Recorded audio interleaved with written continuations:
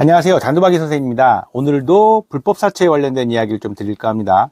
단두박이 선생이 불법 사채 상담을 할 때 제일 많이 받는 질문은 선생님 원금을 갚아야 되잖아요. 원금을 안 갚아도 되나요? 왜냐하면 제 영상들이나 제가 상담을 할 때 불법 사채 원금을 갚지 마세요. 갚으려고 노력하지 마세요. 이미 갚은 건 어쩔 수 없죠. 원금 이상 준 돈은. 하지만 이렇게 얘기를 하면 그 부분에 대해서 이해를 어려워하시거나 아니면 원금을 자꾸만 갚으려고 한다는 거죠. 그래서 그것이 자꾸만 이제 저 상담하면서 제일 힘들어하는 부분이에요. 그런데 오늘 되게 중요한 기사가 떠서 제가 이제 업데이트를 하면서 재정 문제에 대해서 업데이트를 하면서 좀 나와서 이거 얘기해 드려야 되겠다 싶어서 영상을 제작하게 됐습니다. 제목은 뭐냐면 5월 29일 날 난 재판인데요. 광주지방법원에서 이 불법 세채에 대한 원금에 대한 재판이 열렸습니다. 이게 이제 처음 선고가 난 거예요. 결정이. 민사 재판이겠죠, 당연히. 당연히 민사로 불법 사채업자들을 신고했고요. 손해배상 청구를 했고요. 이 경우에는 원금 이상을 줬습니다. 원금이 500인데 이미 이제까지 준 게 810만 원을 줬다고 하는데 얘네들이 그것을 계속 추징을 했겠죠. 불법 채권 추심을. 그러니까 이게 금감원과 같이 신고를 하고 형사는 형사대로 신고를 하고 그 다음에 민사는 또 민사대로 따로 신청을 한 거예요. 형사는 이미 구속이 돼서 재판을 받았을 거고요. 받고 있을 거고 민사 재판의 결과가 나온 겁니다. 그러니까 여기는 원금 이상을 줬잖아요. 근데 과거 같은 경우에는 원금은 제외하고 이자로 준 것만 돌려받을 수 있다는 거였어요. 그런데 이번 재판은요, 어떻게 결과가 났냐면, 원금을 포함한 890만 원을 전액 다 돌려줘라. 원금까지도 돌려줘라. 원금까지도. 이해되실까요? 그리고 플러스로 이쪽 우리 피해자 측에서 정신적 손해배상을 200만 원을 청구했는데 그것까지 200만 원까지 손해배상으로 별도로 내라. 불법업자들이. 이렇게 결정이 난 게 첫 사례가 나온 거예요. 그러니까 원금을 갚지 말라는 것보다 더 센 결과가 나온 거죠, 법원에서. 단두박 이 선생이 얘기하는 거는요, 어쨌든 간에 저는 전문가 입장에서 상담을 하기 때문에 근거가 없는 내용을 가지고 상담을 할 수는 없습니다. 2023년 9월에 국가에서 이렇게 뉴스를 찾아보시면 분명히 나오고 저도 항상 보여드리는 거예요, 영상이. 대통령의 지시사항으로 금감원에서 나서서 이 불법적 사채에 대한 원금을 갚지 말라는 재판을 대리로 해준다. 그래서 금감원에서는 비용을 대고 한국법률공단에서는 변호사를 대서 그 재판 비용까지 전액 다 국가가 소송을 대신한다. 그렇게 해서 원금을 갚지 않도록 하라는 지시가 내려왔고요. 그렇게 계속 쭉 진행이 되어 왔던 겁니다. 법적 근거가 있겠죠. 그 결과가 처음 나온 거고 플러스로 손해배상까지 돈을 내놓으라는 겁니다. 그렇게 했지만 계속 힘들어하는 거죠. 우리 내담자들은요. 정상적으로 법이 내라고 그러면 저도 내라고 하겠죠. 하지만 이 이유가 분명히 있잖아요. 여기서 뭐라고 되어 있냐면 반사회적 행위라고 했어요. 이 불법 사채를.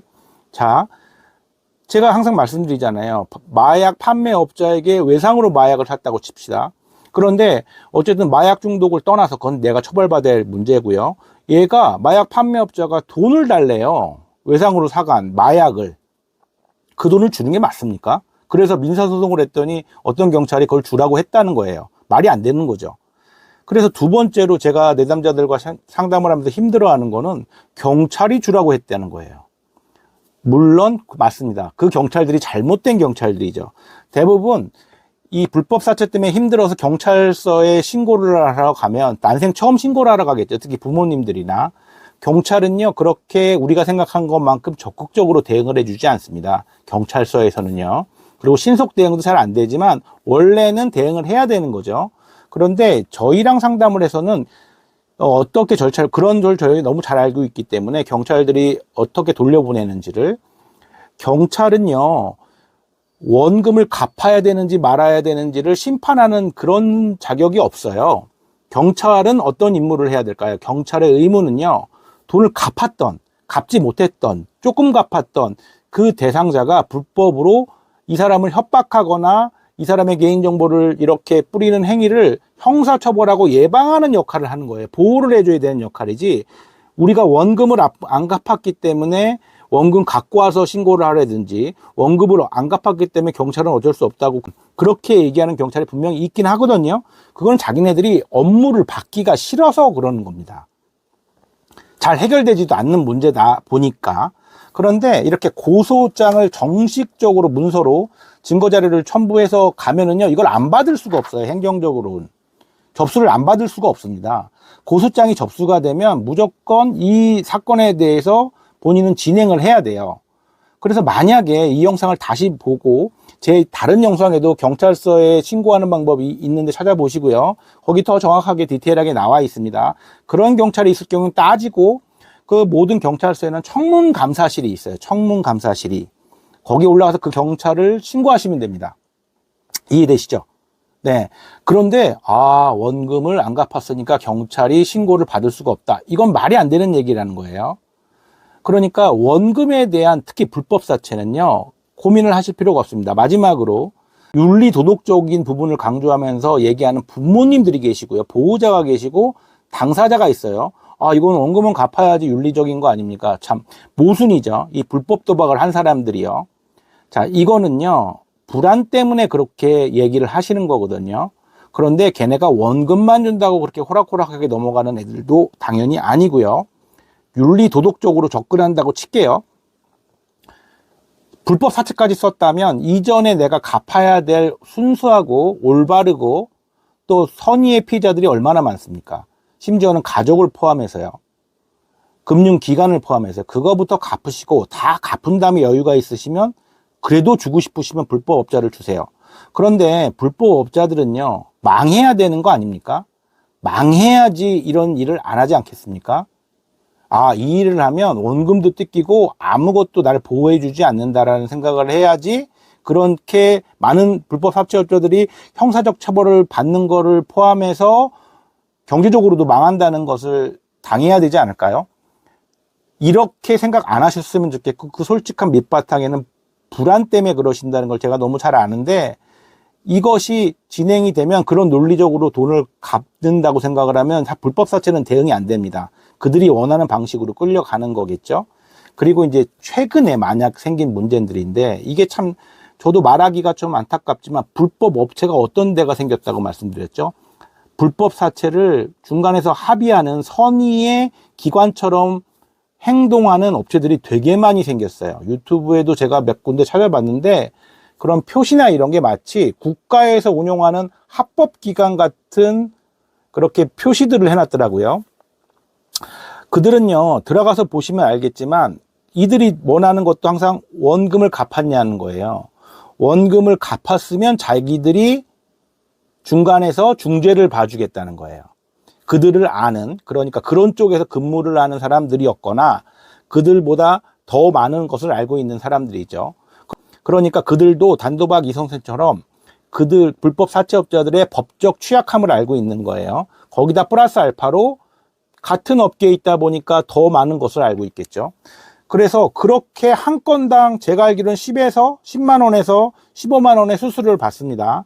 그러면 내담자들 입장에서는요, 우리 도박 중독 피해자나 가족들 입장에서는 이자보다, 그들이 달라는 무지막지한 사채업자의 이자보다는 훨씬 싼 금액 아닙니까? 그 금액을 줘서, 뉴스에도 분명히 많이 나왔는데 중간에 그게 먹튀인 업체들도 많고요.